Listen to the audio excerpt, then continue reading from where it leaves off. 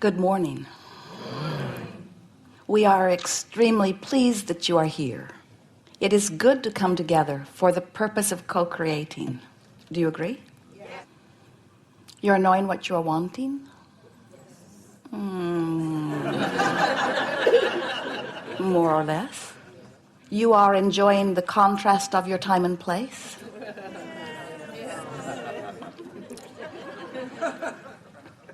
We read your vibration, so it's just as well that you own up. Are you among the rare humans who have clearly identified something wanted that clearly has not yet manifested in your experience, and you are still joyous in the anticipation? Yes. Because when you reach that place where for you it's not a matter of if it will come, it's just a matter of when it will come. And you've come to understand that the when is completely in your control, because how long it takes for something to manifest is only as long as it takes you to become a vibrational match to your own intention. You know that when you have been living some contrast which has helped you to know that you are not wanting something that you are living, and in the midst of knowing that you are not wanting this, out of that comes clarity that you would prefer this. And whatever that preference or desire, no matter how strong or soft it is, it precedes you vibrationally, and Source answers it immediately. You are in that moment able, if you are paying attention to the way you feel, to notice the vibrational relativity between the desire that you've launched, even though you just launched it, and where you are vibrating on the same subject.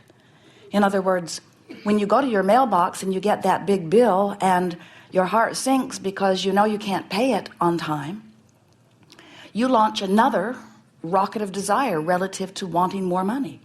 And that rocket of desire relative to wanting more money joins the millions of other rockets of desires that you've launched relative to wanting more money, and becomes a part of your vibrational escrow, so to speak. We like to say it that way because everything that you discern, whether you speak about it or not, anytime you're living what you don't want, your clarity about what you do want comes forth, and that clarity precedes you vibrationally. So when it does, there are now within you two vibrational components. There's the component of your desire, which you've been working on for a long time in most cases, and there's the component of what you think usually about the same subject. So you want more money, but you're beating the drum of I don't have enough money, and as you do that, that negative emotion you feel that feels like worry or discouragement is your indicator that your vibrational relativity between where you are right now and where you want to be is not a match, and so your dollars cannot flow. They cannot increase from where they are. They cannot flow beyond the expectation that you've got going. So that's what we meant when we say the when factor is all up to you. The when it will manifest is all about how long it takes you to get up to speed with your own desire. And the more exhilarated you feel, the more up to speed you are. The more positive the emotion is when you think about the subject of your desire, the more up to speed you are. And you just can't maintain that attitude of positive expectancy without what you want coming to you rather quickly. 99% of your creations are always complete before there is any physical evidence. In other words, you are vibrational beings, and so you are offering vibrations. And the vibrations are what universal forces are responding to. And sometimes you do a good job of offering words that match your vibration. But whether you do or not, it does not matter, because your words are not your point of attraction, nor is your action your point of attraction. Your vibration is your point of attraction. You have this magnificent guidance system that lets you know what your vibration is. And really, it's a trial and error thing. And by that we mean you just get used to noticing how you're feeling, and you become accustomed to deliberately projecting thought in order to deliberately affect the way you feel. And before you know it, you have felt your way right to where you want to be. Esther laughed this morning as she was taking her morning bath because the sign on the faucet said, hot that way and cold that way. But when she turned the dial, she found her experience to be exactly the opposite. Whoever put the sign on the faucet got it turned around. And Esther thought, I'm glad I'm wise enough to take a hot bath anyway.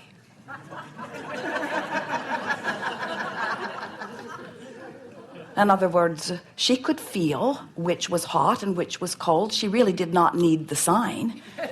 And it was fortunate because the sign was incorrect. And we're wanting you to understand that often you're reading some sign that is outside of you that somebody else has placed, and you're trying to follow that guidance, which is based upon something that has nothing to do with you. And then you wonder why you're taking a cold bath. And we say, if you're paying attention to the way you feel, you're always moving toward what you are wanting. And we want you to hear and feel with us this business of vibrational relativity, because everything about your vibrational being is based upon that. Now, in order to understand that, you've got to first know that you in these magnificent physical bodies are extensions of source energy. And as extensions of source energy, not separate from source energy, not here to prove something to source energy, extensions of source energy. So the strongest vibratory component of you is that pure positive energy that is your source. When we say to you, and we say it often, in fact, we've written a book about it, when you ask, it is always given. And the reason that we say that so emphatically is because whenever you or any point of consciousness, even the one-celled amoeba, even a cell in your body, when any point of consciousness has exposure to experience, preference is born out of that experience. You just can't be having an experience and not have, from your personal selfish point of view, a personal perspective or preference be born from it. And in the moment that you out here on this leading edge have that birthing of preference, source agrees with you. Now hear that. Oh, it is so important and so delightful for us to impart this to you in this way. You are deliberate genius creators worthy of creation, and understood so well by source that as you are out here on this leading edge having your exposure to contrast, which by the way you were really in favor of at the time, as that birthing of desire happens within you, you radiate a vibration that goes to a place that you have not been before, and in fact where no one has been before, really, because the uniqueness of that which is you causes the birthing of eternally unique desires. And each time one of those preferences is born, source agrees emphatically, because source trusts your leading edge perspective to selfishly know what's best for you. Are you hearing this?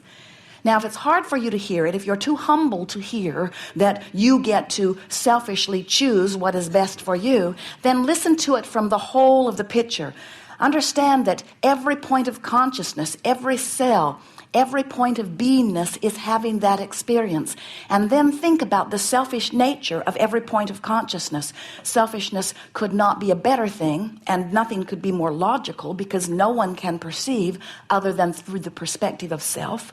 So as self perceives and concludes a preference, and source answers each and every one of those preferences, can you feel how the benefit of the whole must take place?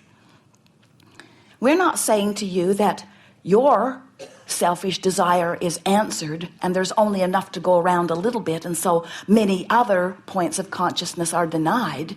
We're telling you that every source of asking is answered. And can you see how the evolution of all that is, the evolution of every species, occurs from this perspective of self?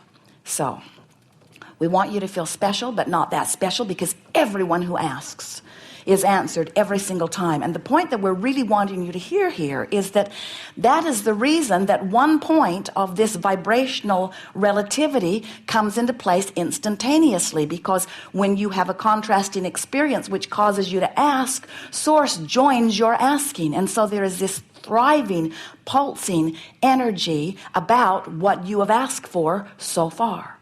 But now there's another point of relativity. It's how you feel about it. So you're sick in your body, you launch a rocket of desire that you want to be well. Source agrees with it and thinks only that thought. Source only sees you as well.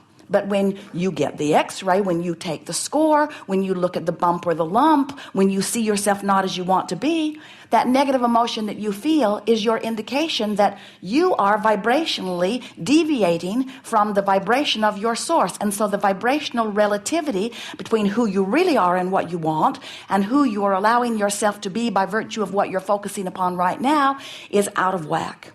And the degree of negative emotion that you feel is about the degree of out of whackness.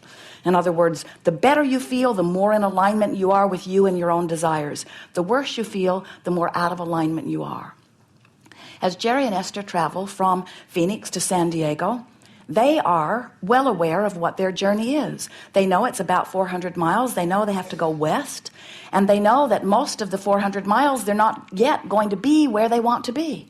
And yet, they don't get to the halfway point of Yuma, Arizona, where they have not yet found a good place to eat, and become so discouraged about not yet being where they want to be that they get disoriented and turn around and go back to Phoenix.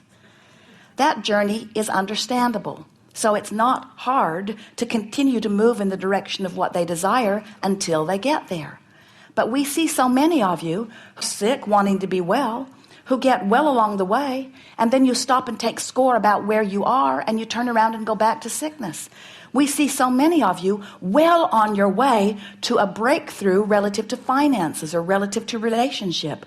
But right before manifestation point, you notice that it hasn't happened yet. You start taking score of how long you've been on your journey, and you get discouraged and turn right around and head back in the opposite direction. We like to tease you a little bit. It is really interesting to us that you've come to the place where you're not sure that good feels good. Too many people have put too many signs on too many faucets that sent you in the wrong direction, and you are not as trusting as we would like you to be. In other words, when you are listening to the guidance that is outside of you, go this way, follow this way, follow this way.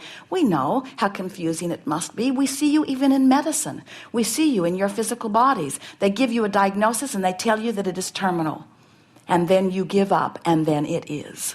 When the only thing that keeps you from remaining in this physical body is lack of focus of something you want and alignment with that focus.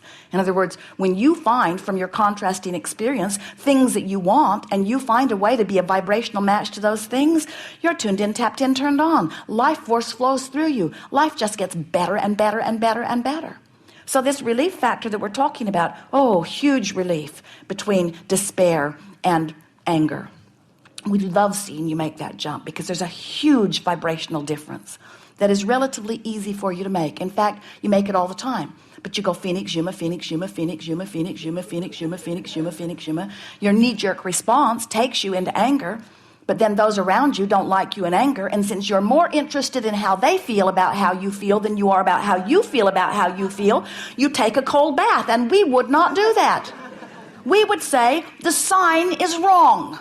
I can tell through my own experience that the sign is wrong.